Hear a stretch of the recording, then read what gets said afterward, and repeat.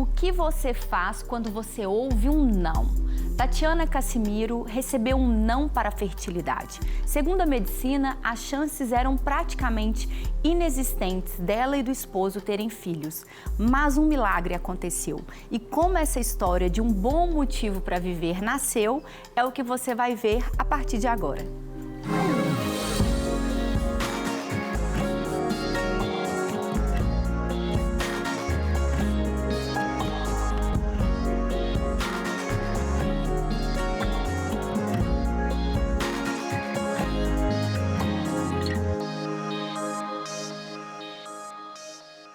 Milagres acontecem, continuam acontecendo e pode acontecer na sua vida. É o que nós queremos te lembrar ao longo de todo o programa Você é um Bom Motivo para Viver de hoje. Eu já estou aqui com meu amigo Guilherme Fenelon, parceiro desse programa. Seja bem-vindo mais uma vez. Obrigado, Thalita. Estamos firmes. Com ele, Dr. Lucas Farnese, médico, psiquiatra, amigo também do nosso programa. Seja bem-vindo. Obrigado, Thalita. E no programa de hoje, falando sobre o tempo de espera. Esperar gera uma certa ansiedade, esperar depois de um não. Muitas pessoas acabam desistindo no meio do processo. Então, para a gente poder falar um pouquinho sobre esse assunto, antes eu quero trazer a nossa convidada para poder compartilhar a sua história, Tatiana Cassimiro. Há 2 anos atrás, nós recebemos o diagnóstico de infertilidade. E foi um baque, né? Porque a gente já estava querendo ter filhos. Porque vai passando os anos, vai ficando um vazio, né? Na casa. E aí nós recebemos o diagnóstico de infertilidade. E foi um baque muito grande pra gente. Eu senti frustração. E falei com Deus, tanta gente tem, né? E a gente quer tanto e não vai poder ter, por quê? Eu realmente questionei e cheguei ao ponto de desistir mesmo, de um pouco perder, né, a fé um pouco. Para mim estava realmente impossível, porque o diagnóstico do médico realmente era o impossível, era só o milagre. Ela falou com a gente essas palavras, para vocês serem pais, realmente é só o milagre. Você que já acompanha o nosso programa sabe que as histórias, elas são de trás para frente, né? Normalmente são histórias que a gente conta de pessoas que já alcançaram um milagre, tiveram uma experiência. Então é por isso que a Tati está com esse sorriso tão bonito, até para poder falar de algo que era realmente impossível. Ela está com essa cara boa, maravilhosa, mas, Dr. Lucas e Guilherme, o diagnóstico deles era algo que para a medicina era realmente algo assim, ou um milagre acontecer, ou realmente era impossível, porque os dados ali apresentados, depois de tantos exames que eles fizeram, apontavam uma total improbabilidade da gestação. Para um casal, receber um diagnóstico como esse gera, né, uma frustração, uma ansiedade, uma quebra de expectativa. Mas hoje eu queria também que a gente falasse sobre como lidar com isso de uma forma geral nos nãos que a vida nos apresenta. A gente tem que entender ali, assim, que muitas vezes o não que a gente recebe, às vezes é um bem pra gente, só que talvez a gente não esteja percebendo no momento, né? Às vezes ela comentou ali, estava perdendo a fé, né? Às vezes a gente não entende ali o que está acontecendo, né? A gente está passando ali por coisas, por situações, por provações, né? Então, assim, é um não da medicina, né? Não é um não da vida, ele é uma situação, né? Ele é uma situação pela qual ela estava passando, né? A medicina não tinha ali muito o que fazer, nem várias situações a gente não tem mesmo o que fazer, a ciência não resolve. Só que a medicina até o limite dela, né? E existe um Deus que é ilimitado, né? Existe um Deus que não respeita os nãos da medicina, né? O não é da medicina, né? O não é da vida. Essa atitude de fé, né, de esperança, né? A gente não pode ter esperança ancorada num exame, né? Esperança ancorada num médico, né? num bambambam, numa referência da área, né? Porque eu atendo várias mulheres com essas situações, atendo várias mulheres com essas frustrações. Às vezes já tentaram a fertilização 1, 2, 3, 4 vezes e aí a coisa não acontece, né? Eu atendi uma vez, fez várias fertilizações, um dia naturalmente aconteceu, né? Como é que você explica? Um dia sobrenaturalmente aconteceu. Sobrenaturalmente aconteceu, né? E não tinha, a medicina já não tinha mais o que fazer, não ia ficar tentando, ela não ia tentar mais, né? Então essas histórias, elas são frequentes, né? E Guilherme, qual que é o impacto da ansiedade negativamente dentro desse processo de espera e de tentativa? Thalita, a gente está falando de um assunto, né, quando a gente amplia essas questões, de muita importância nos momentos de hoje. Porque lidar com essa questão de frustração e ansiedade, a gente está vivendo uma fase de uma geração muito pouco preparada para isso. Né? Se a gente for pensar o tempo que a gente viveu, era mais fácil a gente preparar-se emocionalmente para a gente receber não. Era mais comum receber não e a gente não se frustrava tanto. E hoje está mais difícil. Né? As mudanças que têm ocorrido têm deixado a gente menos preparado para a gente receber não, por causa dessa aceleração toda que a gente está vivido e desses recursos que estão hoje à nossa disposição, muito mais do que se tinha há uns anos atrás. Como é que a gente pensa nessa relação de uma situação que vai gerar para a gente ansiedade e essa resposta? A dificuldade que a gente está tendo hoje é que essa equação quase sempre não está fechando. Então, esse imediatismo que a gente tem hoje, convidado a dar uma resposta sempre muito rápida e muito urgente, ao invés de colaborar para uma redução de ansiedade, não, ela piora esse quadro de ansiedade. Então, as pessoas muito rapidamente hoje estão recorrendo a recursos muito rápidos e muito paliativos para poder responder essa ansiedade e aquela mudança de vida mesmo que é necessária para poder fazer isso está ficando em segundo plano. Essa é a preocupação que a gente tem hoje. A gente gostaria de ensinar essas pessoas a tentar outras abordagens para poder lidar com seus padrões de ansiedade. Isso. E dentro de um diagnóstico de infertilidade,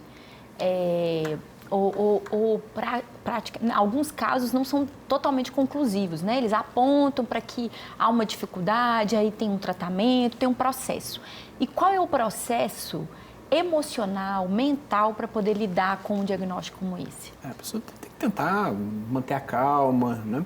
E não colocar a felicidade em xeque tem que acontecer algo para eu ser feliz, né? Eu tenho esperança, minha esperança não é se aquilo não acontecer, a minha vida acabou. Porque o que a gente vê? Às vezes a pessoa está ali nesse processo de fazer exame, de tenta, às vezes vai para a fertilização, né? E às vezes eu sempre pergunto, falo, olha, se der errado, for acabar com a sua vida, talvez não seja a hora de tentar, né? Talvez seja a hora de se fortalecer primeiro, talvez seja a hora de você se equipar primeiro, né? De você ressignificar o que significa isso, o que significa engravidar, o que significa ser mãe.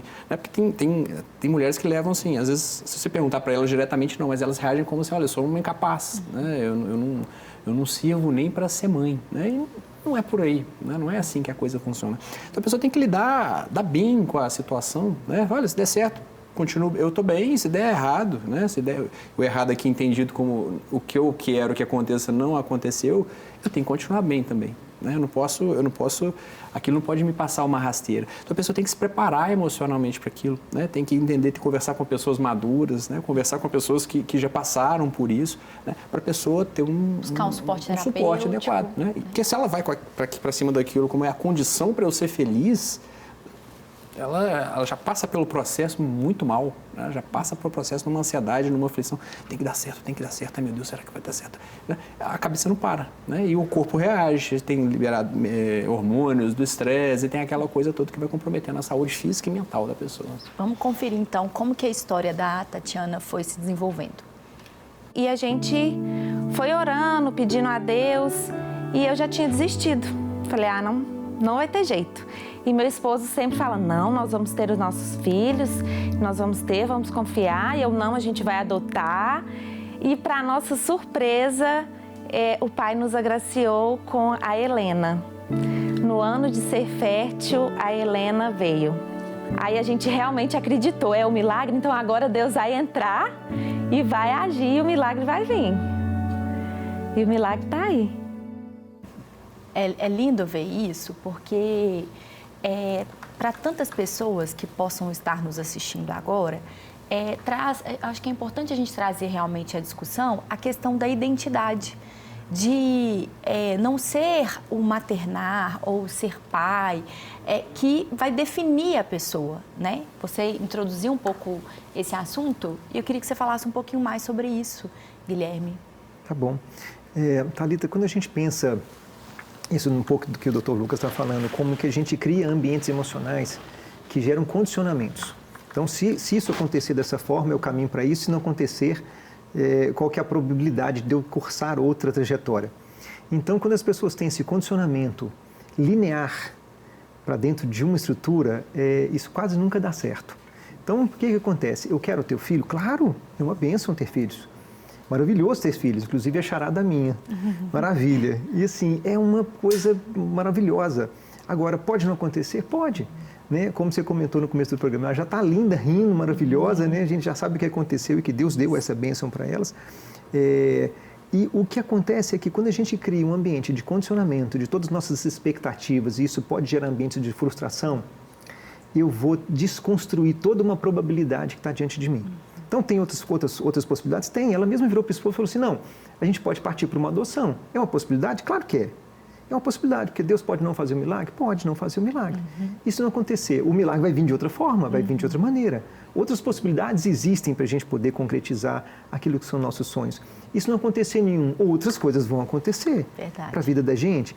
Então, é muito bonito ver histórias com desfechos que são variáveis, com essa narrativa que se desdobra com relação a isso. É muito bonito ver Deus operando milagre, claro que é, a gente quer ver todo dia, na vida da gente, das pessoas que estão em volta da gente, nas pessoas que a gente acompanha, a gente quer ver aquele sobrenatural acontecendo, mas não é sempre que acontece na vida da gente. E que bom a gente ver pessoas também com histórias tão lindas, tão maravilhosas, que não aconteceu exatamente como eu queria ou gostaria que acontecesse, mas aconteceu de outra forma. E eu estou tão bem quanto esta forma aconteceu, porque eu sei que talvez aquilo foi o melhor para mim, para a minha vida. Uma das coisas mais sobrenaturais que existem é depender, é confiar. Então, se submeter a esse governo de Deus, né, sobre todas as coisas, quando a gente vê a palavra nos dizendo que o poder da vida e da morte está exatamente nas mãos dele, é justamente ter essa confiança, que quer ele dê um filho, ou quer ele não dê, ou quer ele tire. Porque a gente já compartilhou tantas histórias aqui também de perdas, de lutos, e que nós vemos Deus também se mover nisso, né? A nossa fé não pode estar alicerçada em algo que nós podemos claramente perder. Tudo que temos é o Senhor, então Ele nós não podemos perder. Agora, todas as outras coisas, elas são muito circunstanciais e elas não definem a grandeza de quem nós fomos feitos para ser, né? Filhos amados de Deus. Vamos ver então a palavra que ela nos deixa? Eu não acreditei na hora que eu descobri que eu estava grávida. Eu olhava o teste e olhava a caixa, olhava o teste e olhava a caixa. Eu fiquei extasiada. Falei, Jesus, o Senhor é bom o tempo todo. A promessa cumpriu. E assim, quando eu peguei ela nos braços, eu não sei nem te explicar a sensação de você pegar um milagre. Eu falei assim, agora eu estou segurando o meu milagre. O meu milagre está aqui nas minhas mãos. E tem hora que às vezes eu nem acredito.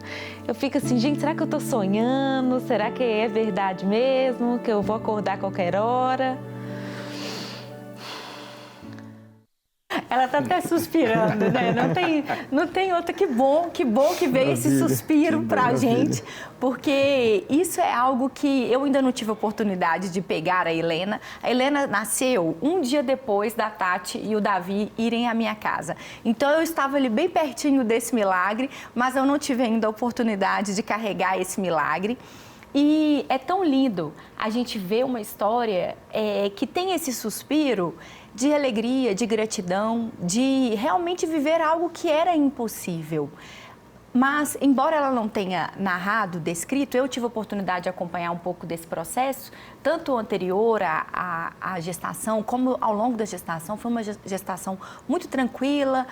Eu acho que é até importante a gente falar sobre isso, porque eu sei de algumas mulheres que, depois de receberem um diagnóstico de infertilidade, quando descobrem que estão grávidas, ficam muito tensas. Ficam muito preocupadas. É meio que aquela coisa racional de pensar assim, como que eu nem poderia ter filho e eu estou grávida. Então, se eu estou grávida, isso aqui já é uma coisa, então ela acaba colocando um peso maior sobre aquela gestação, no sentido de superproteção do bebê, da barriga, da vida, de mudar completamente. E às vezes não tem nenhum direcionamento, nada, nenhuma lógica médica que explica aquela superproteção. Então, eu acho que é importante a gente falar, né, sobre ter essa tranquilidade, de viver um dia de cada vez e viver o que Deus tem para cada dia, né? Sim, transfere essa tensão e vai, e depois que a criança nasce, continua, super protege, a criança não sai do quarto, fica indo lá 3 vezes por noite, ver se o menino está respirando, e aquela coisa, se ela não interrompe aquilo de alguma forma, aquilo lá vai, né? Aquilo vai...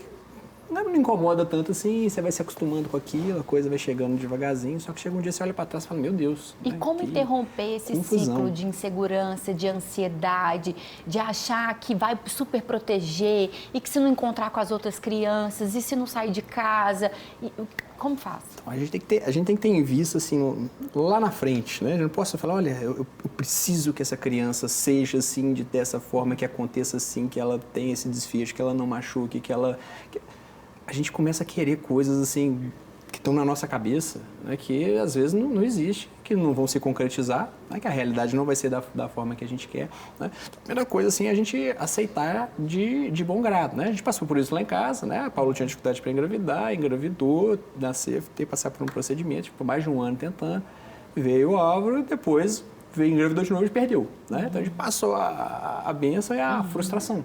Né. E a gente não sabia por quê. Não sei por que perdeu, mas olha, algum motivo tem. Não vou tentar entender, não tem recurso para entender isso agora, mas a gente aceita e o que vier. E a postura que a gente tenta ter com o Álvaro, nosso filho também. Né? Fala, olha, a gente vai fazer o nosso melhor, né? A gente vai dar a educação melhor que a gente conseguir, mas pode ser que não vá do jeito que a gente quer e a gente vai amar, e a gente vai aceitar e a gente vai agradecer a Deus se for do jeito que a gente quer e se não for do jeito que a gente quer, da mesma maneira. Né? Claro que determinadas formas doem, claro que a gente pode sentir tristeza por alguns momentos, outras a gente fica mais alegre, mas essa aceitação da realidade, a aceitação da vida como ela é. Né? A vida ela tem um peso, o que a gente tem que tirar do nosso coração é a revolta, né? Essa revolta contra a realidade, né? Essa revolta contra o que a vida é, que às vezes vai massacrando a gente. Né? E quando eu fico tentando fazer de qualquer jeito, que seja do jeito que eu quero, isso é um sofrimento horrível, né? Isso é um sofrimento terrível. Né? E a revolta tem muito a ver com voltar para a minha vontade. Voltar para o meu jeito de viver a minha vida e ser feliz. Como desenvolver uma saúde emocional, uma inteligência emocional para poder preparar sim o futuro de acordo com todas as garantias. A palavra, se você abre a palavra, são tantas promessas e tantas realidades que estão ali para nós, e a palavra diz que ele não é homem para que minta, nem filho do homem para que engane. Ou seja, se você for pegar e falar assim, uai, mas isso está acontecendo na minha vida, então quer dizer que Deus... ele está fazendo diferente do que está aqui na palavra dele. Só que não é exatamente isso. Não é um texto ou um versículo fora de contexto para poder justificar a minha vontade que foi contrariada. É você fazer a leitura do todo. Peraí, ele tem todas essas garantias para mim, mas ele sofreu dores.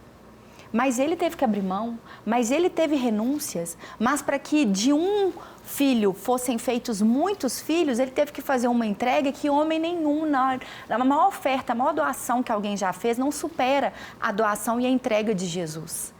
Então, peraí, será que eu não posso doar o meu diagnóstico, me mantendo diante de Deus, independente daquilo me contrariar? Isso não é uma forma também de eu ser parecida com Jesus? De eu submeter à vontade daquele que poderia ter sim passado esse cálice, mas se não foi assim que ele quis?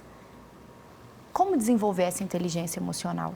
E espiritual também, né? Espiritual também, tudo junto. Você está fazendo uma pergunta que, assim, ela engloba muita coisa, né? Como é que a gente pode desenvolver isso?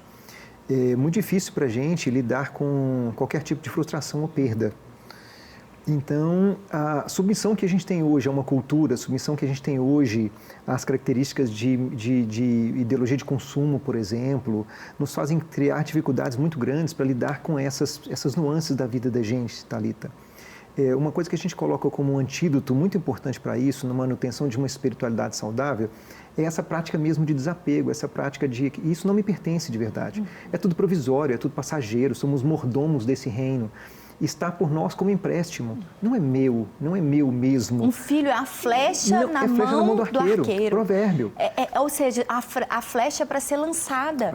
Não é um produto que você vai colocar na sua vitrine e que você vai proteger e guardar para você. Passa pela nossa vida, mas não nos pertence, não é nosso. E assim a gente faz com todas as coisas, inclusive com nossos próprios filhos. E esse momento é difícil demais. Porque os nossos filhos dão muita alegria, mas dão muitas dores também. Né? Então, os filhos passam pela vida da gente e recebem essa carga que a gente pode transferir para a vida deles, mas essa autonomia tem que ser garantida para a vida deles. Eu tenho que garantir que nossos filhos, de alguma forma, em algum momento, vão dar conta de lidar com essas frustrações da vida deles, mas eu não tenho garantia disso, não. Nenhuma. E eles vão ter que viver a vida deles, separados da gente, né? E a gente brinca que isso, em momentos, tem que acontecer. E essa ruptura, eu preciso me preparar, porque quando chegar esse momento, eu tenho que estar bem o suficiente. Né? A gente brinca muito a síndrome do ninho vazio, né? Quantos pais e mães despreparados cultivam essa supermaternidade, essa superpaternidade, e na hora correta de fazer um desprendimento dos filhos, os filhos estão lá maduros e vão embora, minha vida acabou, perdeu todo o sentido. Então eu tenho que ter um preparo antes. Essa síndrome, então, também existe para um útero vazio, para uma mulher que ou não pode gerar, ou que teve perdas, às vezes até sucessivas, de bebês? Pode acontecer de uma forma diferente, mas sim. Né? Quando você tem todo um padrão de expectativa que ela ficou localizada, centralizada dentro de um aspecto da nossa vida, de uma esfera de realidade da nossa vida, e aquilo não acontece, eu preciso ser capaz de transferir isso para outras esferas de realidade. Quando isso não acontece especificamente, eu vou carregar uma frustração talvez para sempre com relação a isso. Então, esse cuidado em cima de uma área específica, tem gente, por exemplo, que se frustrou dentro de uma área profissional, por exemplo, e não conseguiu deslocar isso para outros locais, para outras esferas de vida. Acontece às vezes isso com uma mulher, sim, que tem uma frustração com relação à maternidade, que não consegue desdobrar. É necessário fazer essa ação, que é uma ação de deslocamento. Você desloca isso desse lugar para um outro lugar. Tem tantas realidades na vida da gente a serem exploradas por nós e que são realizações maravilhosas na vida da gente. Não significa que a maternidade, por mais maravilhosa que ela seja a única possibilidade de alguém buscar a bondade e sua realização em Deus. Que lindo isso. E o Guilherme falou sobre a cultura, e eu queria que você falasse um pouquinho, Dr. Lucas, dessa cultura da comparação. Porque eu sigo algumas pessoas que elas são muito inspiradoras. Tem 5, 6, às vezes até 7 filhos. E elas compartilham ali sobre o quanto elas são, muitas vezes, questionadas sobre por que ter tanto filho, que é um absurdo neste tempo e tudo e tal. Então, hoje, ou você tem filho de mais, ou você tem filho de menos, ou você não tem nenhum. Às vezes vem comentários nem sempre maldosos, mas às vezes nem sempre mal intencionados, mas às vezes de falta de noção mesmo da pessoa. Como que uma pessoa que é próxima, que é amiga de alguém que ela sabe que tem um diagnóstico como esse, que ela pode ajudar, que ela pode mais servir do que criticar ou falar coisas inapropriadas? Acho que as pessoas próximas assim têm que ser maduras o suficiente para ampliar o olhar da pessoa. O que acontece? Às vezes é um olhar muito limitado, né? Você começa a enxergar só aquela situação, parece que a vida não tem mais nada, né? Parece que nada mais aconteceu, parece que não tem nada de bom acontecendo mais na sua vida, é só aquilo ali, né? Não posso ter filho, não, ou qualquer outra coisa, né? Não tive a promoção no trabalho que eu queria, né? Meu relacionamento não fluiu do jeito que eu queria. Então você fixa ali o olhar num ponto e a tua vida passa a ser contada a partir daquilo, né? Quem você é, né? A gente traz a palavra que você usou, né? A nível de identidade, né? Eu sou um cara que não pode ter filho, né? Eu sou uma mulher que não pode ter filhos, né? Eu começo a contar a minha história, eu começo a me enxergar desse jeito, né? Então, muitas vezes a gente precisa de alguém perto, ou às vezes de um acompanhamento psicológico mesmo, para a pessoa conseguir expandir esse olhar, né? Conseguir, olha, você teve essa frustração, isso aqui é um evento da tua vida, não é a tua vida, né? É um capítulo, é um momento, é um parágrafo ali da sua história que ela vai continuar sendo contada. Ela não precisa paralisar aqui, ela não precisa virar o eixo narrativo, né? Não vou contar a minha história a partir de uma frustração, a partir de algo que eu queria que acontecesse e que não aconteceu. E muitas vezes a pessoa ela vai se fechando, às vezes emocionalmente, desenvolve quadros depressivos, né? E aí que não consegue sair disso mesmo, né? Porque patologicamente preso nesse Tem casamento que raciocínio. acaba porque uma das pessoas não podem ter e vai entrando nesse processo de adoecimento mental, emocional e gera Isso. todo esse E quadro. porque a identidade ela vai mudando, né? Ela vai deixando de ser esposa, vai deixando de ser marido, vai deixando de ser para virar a pessoa que não teve filhos, a pessoa que não foi promovida, a pessoa que a vida não aconteceu isso, que não aconteceu aquilo. Então é um cuidado muito grande que a gente tem que ter, né? Para a gente descrever quem é a gente, né? Para quando a gente estiver contando a nossa vida, o que é a nossa vida, né? Isso, qual que é o tamanho, a dimensão disso na nossa vida, a gente tem que reduzir. Tem que reduzir. A gente não vai poder carregar esse milagre, mas nós podemos ver esse milagre. Confira. Eu sou um bom motivo para viver porque eu quero mostrar para o mundo que o médico fala não e Deus fala sim. E o meu sim está aqui.